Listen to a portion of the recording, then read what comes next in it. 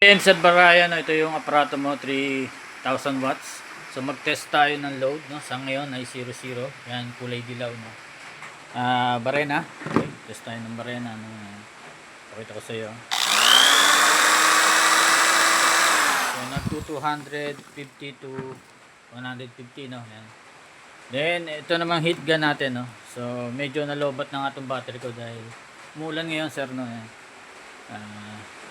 Medyo mahina yung battery, pero huwag ka magalala, tested na tong aparato mo, no?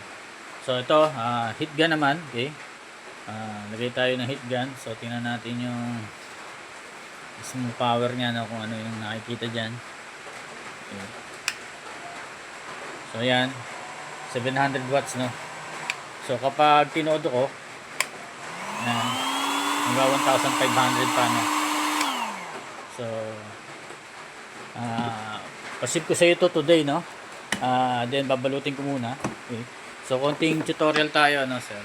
So yung mga pwedeng i-load mo dito nga ay yung aircon na 0.6 HP na window type. Okay, daytime yon. Then syempre yung mga malalakas katulad nito ay short period of time, walang problema. Pero kung dalawa battery mo na 24 volts 100 Ah, walang problema. So katulad dito, no, 24 volts to. So meron din battery reading na rin diyan yan. Okay.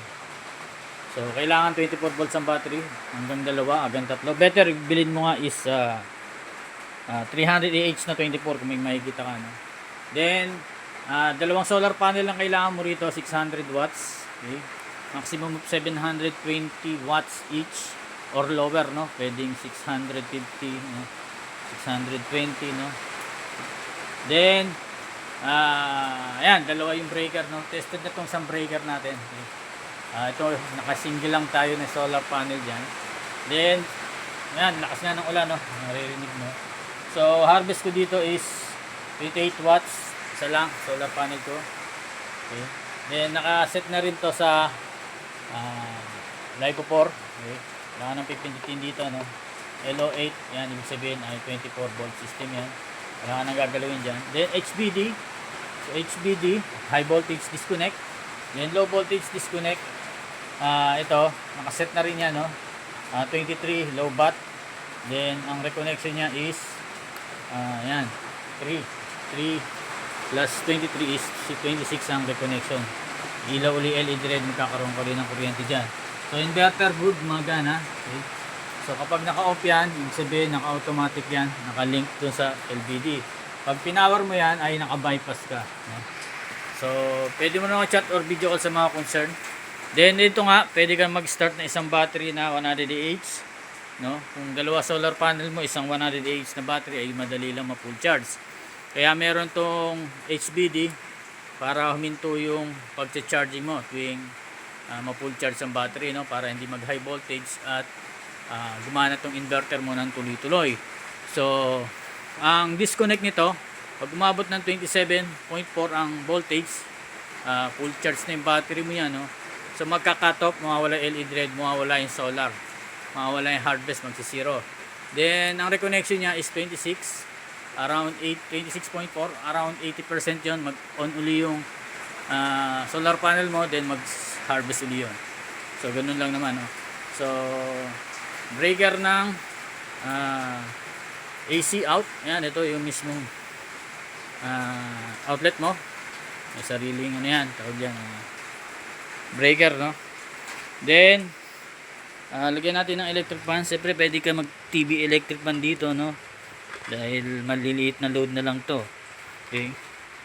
So pakita ko sa iyo electric fan. So 60 watts to. Okay. Palagi sa electric fan is 60 watts. Pero dito ang actual is 48 watts, muhugot siya, no. Then yun. So papakita ko sa pag in-off mo yung breaker dito. So nawawala rin yung reading doon sa wattage. Okay. So pasip ko na sa ito today, sir, no. At ever may katanong ka ay pwede mo chat or video call. Okay. So salamat ulit sa pagtitiwala, sir, no. So pagpapatayin mo, patayin mo lang yung solar panel, no. Ito muna ang solar panel, okay. So magsi-zero na yung harvest. Then MPPT. Then huli yung inverter. Ano lang naman yan. So pag sinabit mo sa wall yan, siyempre naka-off mo na lahat ng breaker. sabit mo sa wall, kabit mo yung battery, then kabit mo yung wire ng solar panel mo. Unahin mong i-power naman is yung MPPT. Okay. So yan, nakaset na rin yan. Wala ka nang gagawin, i-power mo lang yan. Then i-power mo naman yung solar panel. Okay, 0-0 pa siya. Solar panel, lalabas ngayon yung solar panel. Kailangan may lumabas para makita mo, ibig sabihin na yung nag-harvest yung solar panel mo, papunta dito sa MPPT, then sinasali niya sa battery. Ayan yung nahuhugot ng kuryente from solar panel, no, kahit umuulan. Then power mo naman yung inverter, no, breaker ng inverter. So lalabas na yung mga reading niya, no. So sa ngayon, kita mo, walang power kasi mababa yung battery, kailangan 26 bago mag-power, no. So pwede mo naman i-bypass siya kung gusto mo. Ayan. So magkakaroon ng power, okay. So yan, di ba? Meron na. Then reading ulit.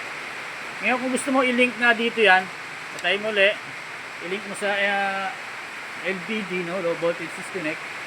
So antayin mo mag-on. Antayin mo mag-26 saka lang mag-on. Pero kung di ka na makapag-antay, no, magagamitin mo na talaga emergency, power mo yung inverter. Ngayon, kunwari umabot na ng 26, no. So kung gusto mong i-bypass din dito, walang problema. 4 na pindot, then babaan mo muna, okay? Then milaw na, magkakaroon ng uli yan, no? Then balik mo na lang uli sa 3. So default setting to is 3. Okay. Para mag-automatic siya. So yun lang, no. Marami ka pang tanong, pwede mo chat or video call. So salamat ulit sa pagtitiwala, sir. Thank you, God bless.